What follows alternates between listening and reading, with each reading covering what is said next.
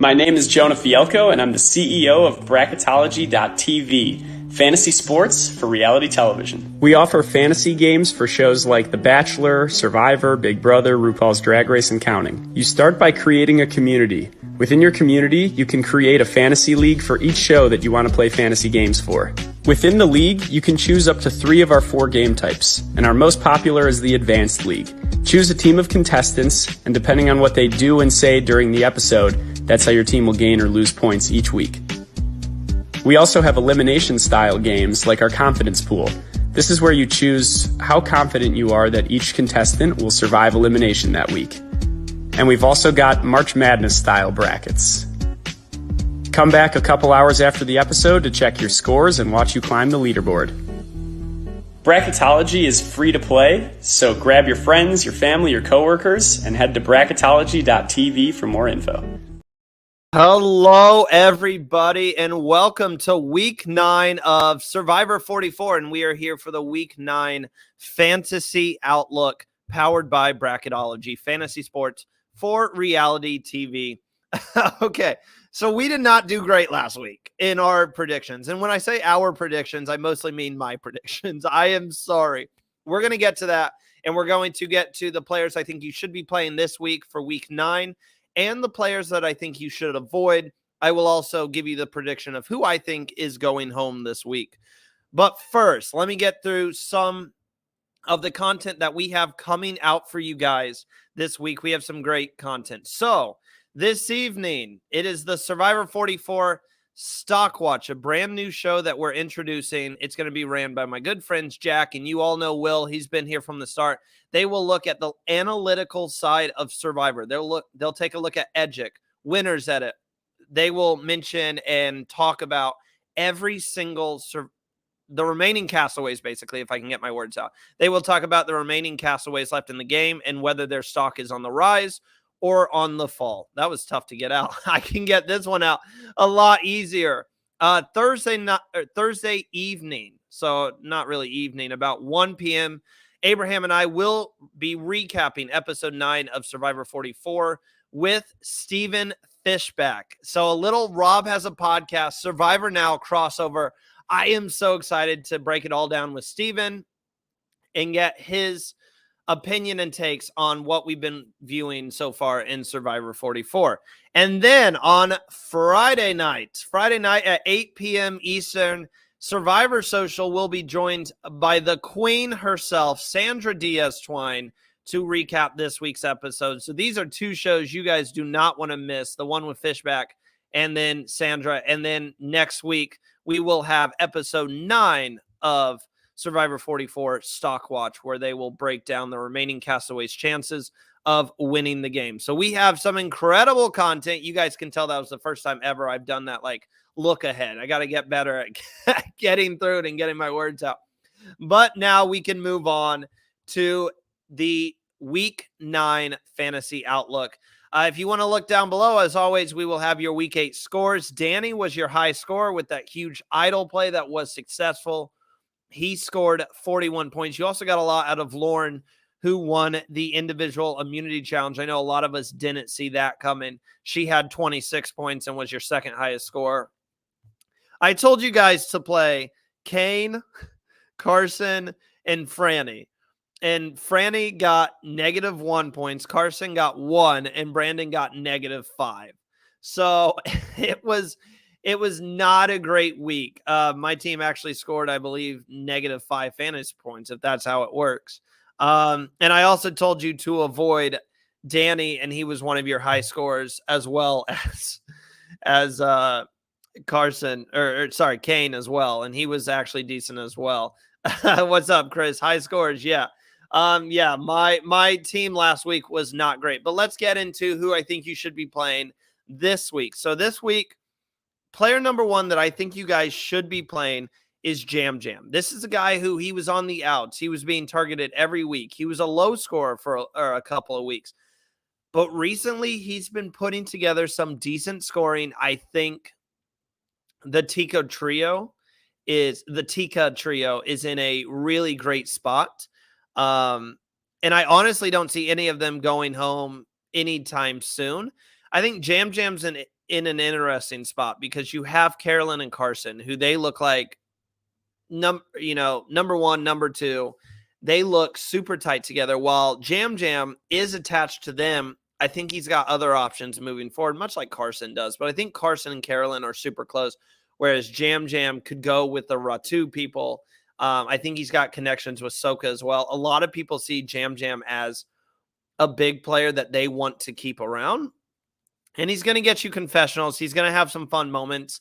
I wouldn't put him past him to maybe find an advantage or something. So I'm a little, I'm feeling great about Jam Jam. Second person, I would continue to ride the Franny train. Okay.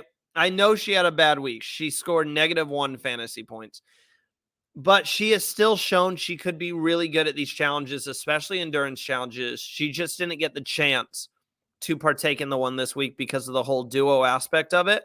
So I would still ride with Franny. I still think she's in a good position in the game. So yeah, that's player number 2. Player number 3 I would ride with is Carson. Carson, I think, is in the best spot so far. If I was to pick, 2 or 3 people that I think could really win this game, Carson would definitely be in that 2 or 3, because he just has so many options. And the only thing you have to be worried about with Carson is all these lies and all these connections that he has coming back to bite him in the butt. But I still think there's enough people in the game that I don't think it's at the point where people are going to start realizing that Carson is playing all angles. He's got Ratu. He's got connections with Kane. We've seen him, talk with Danny. He obviously has Carolyn as a very close ally. Throw in Jam Jam as well with that Tika trio. And I think Carson is a shoo-in to get you a good amount of points. So I'm saying Jam Jam, Franny, and Carson, those are the people I think you should be playing this week. Who to avoid? Now, out of that Tika trio, I would be avoiding Carolyn. Carolyn has not been great fantasy-wise. Fantastic television, but fantasy-wise has not been fantastic. She scored -2 points last week, and the week before that, she was one of the low scorers.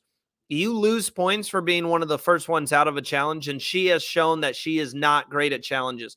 So those are points that you're losing right away if she is the first one to drop, which she has been. So that's the reason to avoid her.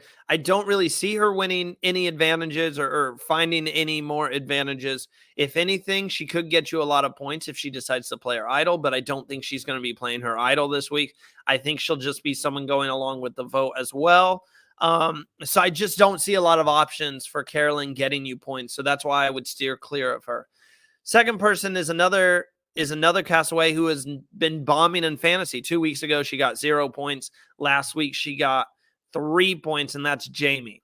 We haven't been getting a lot out of Jamie. She does have her fake idol, but I don't think you get points for playing a fake idol. So Jamie is someone I don't really see. She hasn't really been competing in challenges that well either.